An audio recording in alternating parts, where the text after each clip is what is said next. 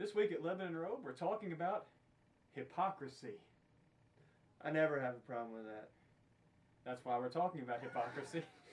Along with Andrew Pate and J.D. Buckner, I'm Adam Fawn. As J.D. mentioned last week in the videos, we're doing a little different with the rotations as far as the videos, but about once a month, all three of us, I guess we'll put the band together for after all the rehearsal weeks, and we'll get all of us together for the videos each week. But we hope this is interesting to you. We're kind of changing up who does it, and one of the things you hear sometimes, guys, is, I would go to church there, but the church is full of hypocrites. Full of hypocrites, right?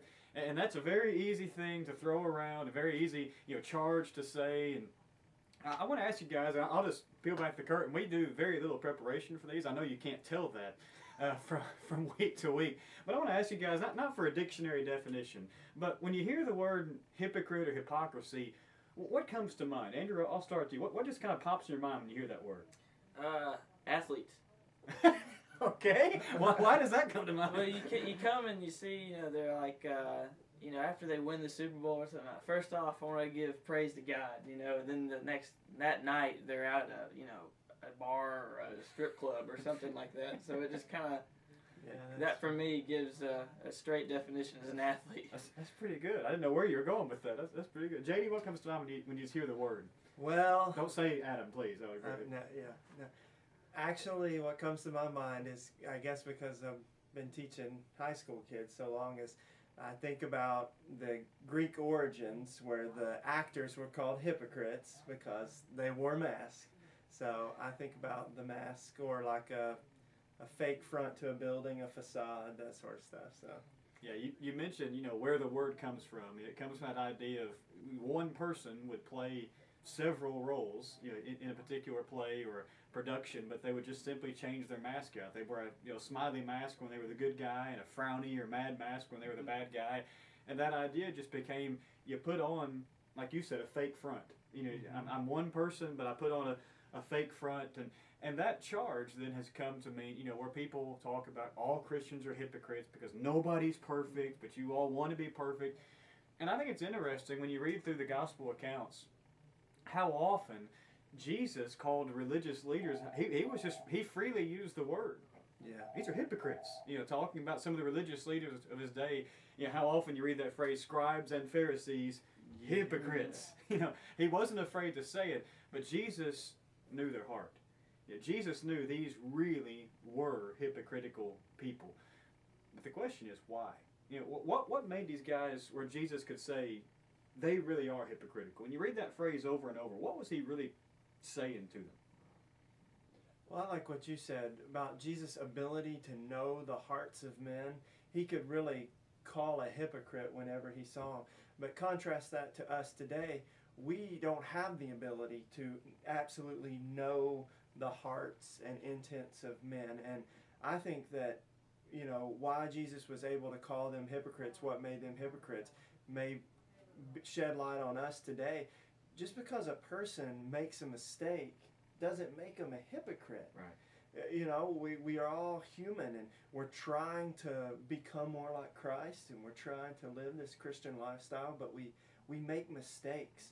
And I think when you make a mistake, what you do after that may be a strong determinant with whether or not you're a hypocrite. Yeah.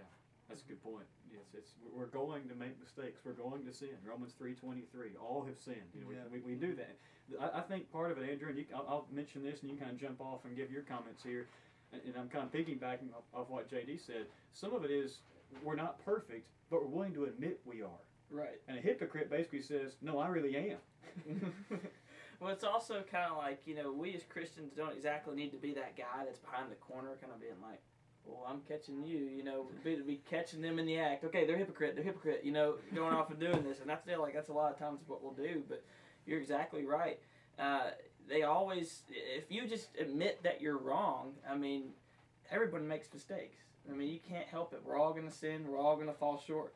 And so I think until some of us actually realize that that's what happens, and we call our problem that we have, we call it out and we make it known, then that's definitely the sign of someone that just slipped up. So hypocrites are definitely those who are just kind of like, I didn't do that. You know, I'm great. You know, I'm at church every Sunday. You know, that kind of thing. So. Yeah, one of the things we see with what Jesus called these guys out for many times was basically it wasn't live up to God's standard; it was live up to me. You know, I set the standard, and I know what the Old Testament law says, but I'm going to throw on a whole bunch of laws on top of that, and you have to do those things too because I do. And if we're not careful, sometimes we can do the same thing.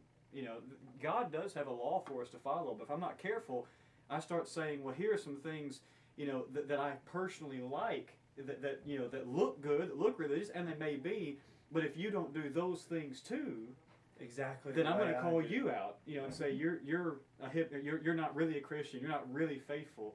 That is being hypocritical. Right. If you start tacking on the laws, you know, that God never said to do. I've been studying for my Sunday morning class a little bit. We're surveying the life of Christ, and this week we're looking at the Sermon on the Mount, or we're looking at Jesus as a preacher. I'm using the Sermon on the Mount as an example.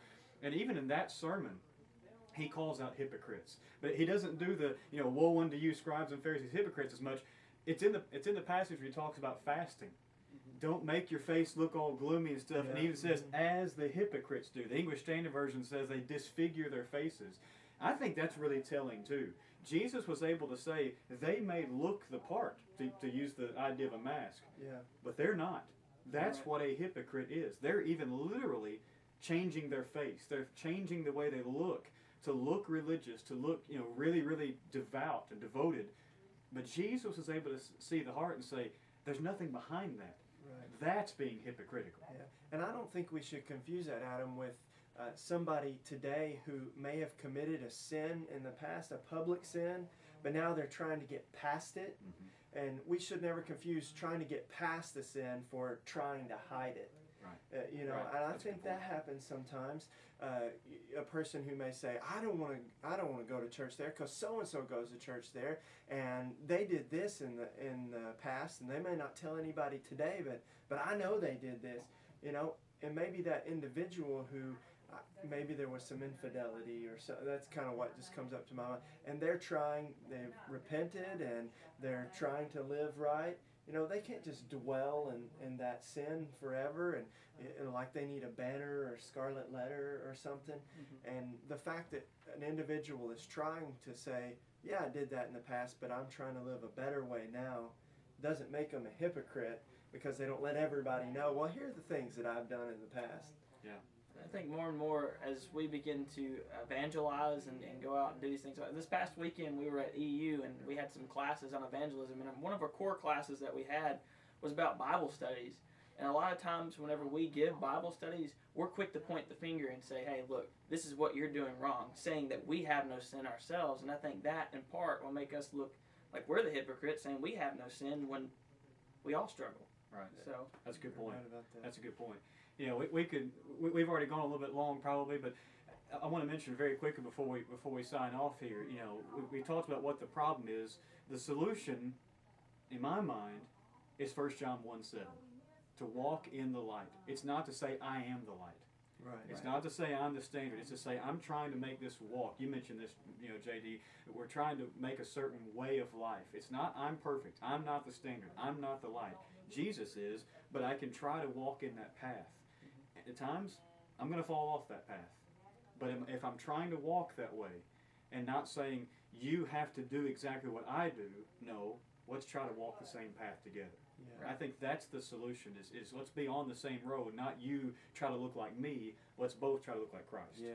I think that's the solution to it. So we thought this would be an interesting study for you, something we all struggle with from time to time, and we get charged with from time to time, but something we thought would be very practical. Very quickly, just a couple of announcements of things coming up. We want to remind those of you who'd like to come to the Young at Heart events that tomorrow will be your monthly fellowship meal game day starting at 11:30 in the morning in our fellowship hall. Also in our fellowship hall on Saturday afternoon, or evening I should say, our K through 6 group will be having a fun outing. In other words, running around screaming for about 3 hours and, you know, trying to throw food and all kinds of stuff. It'll be great. We're looking forward to that. Of course, we want to invite you to worship with us Sunday at 9 o'clock as we worship God together at Lebanon Road.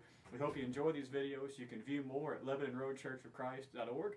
Until next week, this is This Week at Lebanon Road.